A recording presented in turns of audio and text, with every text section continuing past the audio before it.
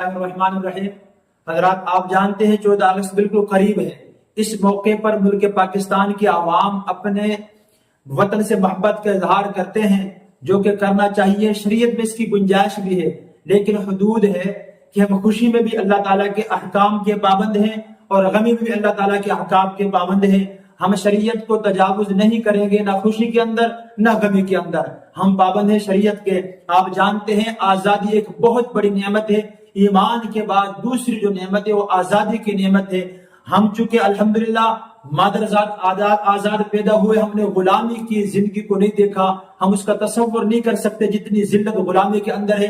اگر آزادی کی قیمت پوچھنی ہے تو جاؤ بلال حبشی رضی اللہ تعالی عنہ کی قبر پہ جا کے سوال کریں کہ بلال غلامی کسے کہتے ہیں، تو بلال رضی اللہ تعالی عنہ کی صدا یہ آئے گی کہ مجھے تو گلیوں میں گھسیٹا جاتا جب میں غلام تھا، اور مجھے سزا دینے والے مار مار کے تھک جایا کرتے تھے۔ بلال رضی اللہ تعالی عنہ کو جب آزادی ملی تو اللہ کے رسول صلی اللہ علیہ وسلم نے بیت اللہ کی چھت پہ انہیں چڑھا دیا۔ اگر تمہیں آزادی کی قیمت پوچھنی ہے تو خباب رضی اللہ تعالی عنہ سے جا کر پوچھیں، اے خباب تیرے ساتھ کیا ہوا تھا جب غلام تھا؟ تو بتایا جائے گا میں ایک عورت کا غلام تھا، مجھے وہ عورت انگاروں پر لٹا دیا کرتی تھی، وہ انگارے میرے خون اور چربی سے بجھ جایا کرتے تھے۔ اگر غلامی آزادی کی نعمت اور قدر پوچھنی ہے، جاؤ ان لوگوں سے پوچھیں جو ملک پاکستان کی آزادی میں جنہیں سولیوں پہ چڑھا دیا گیا، جنہیں نیزوں پر چڑھا دیا گیا، جن کے ہاتھ اور پاؤں کاٹ دیے گئے۔ آپ لوگ جانتے ہیں آزادی کے لیے بہت بڑی قربانی دی ہے ملک پاکستان کے عوام نے اور خصوصاً علماء کرام نے۔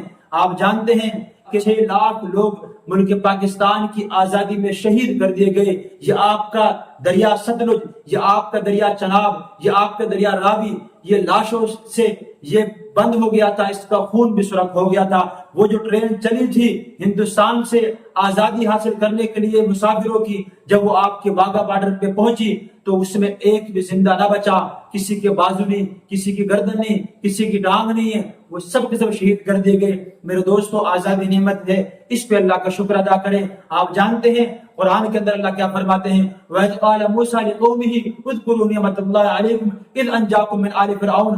آپ یاد کریں اس وقت کو جب موسیٰ علیہ السلام نے اپنی قوم سے کہا اذْكُرُوا نِعْمَتَ اللَّهِ عَلَيْكُمْ، اے میری قوم اللہ کی اس نعمت کو یاد کرو جب اللہ نے تمہیں فرعون سے نجات دی، اور یسومونکم سوء العذاب، وہ تمہیں دردناک عذاب دیا، تکلیف دیا کرتا تھا، یذبحون ابناءکم ویستحیون نساءکم، تمہارے مردوں کو قتل کر دیا کرتا، تمہاری عورتوں کو زندہ رکھتا تھا۔ آپ جانتے ہیں آپ صلی اللہ علیہ وسلم جب مکہ سے مدینے کی طرف گئے، آپ نے یہودیوں کو دیکھا کہ یہود 10 محرم الحرام کا روزہ رکھتے ہیں۔ آپ نے پوچھا تم یہ روزہ کیوں رکھتے ہو؟ انہوں نے کہا اللہ نے اس تاریخ کو ہماری قوم بنی اسرائیل کو فرعونیوں سے نجات دی، آزادی دی، ہم اس خوشی میں روزہ رکھتے ہیں۔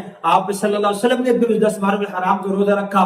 پتہ چلا آزادی حاصل کرنے پر اللہ کا شکر ادا کرنا چاہیے، روزے رکھنے چاہیے، تلاوت کرنی چاہیے، ذکر اذکار کرنے چاہیے، شکرانے کے سجدے کرنے چاہیے۔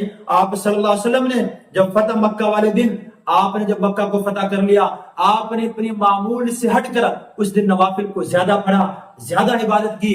ہمیں چاہیے 14 اگست والے دن یا اس سے پہلے اس مہینے میں زیادہ نوافل پڑھیں، زیادہ قرآن پڑھیں، زیادہ ذکر اذکار کریں، سلام عقیدت پیش کریں ان شہداء کو جو شہید ہو گئے تھے، ان کی روحوں کی بلندی، درجات کی بلندی کی دعا کریں، اور اپنے آپ سے یہ عزم کریں کہ ہم اس ملک پاکستان کے لیے اپنا مال جان ہر چیز قربان کر دیں گے، ہم ملک کے امن کو خراب نہیں ہونے دیں گے۔ آپ نے ملک پاکستان کی بہتری کے لیے کردار ادا کریں، ہر شخص اس کا ذمہ دار ہے۔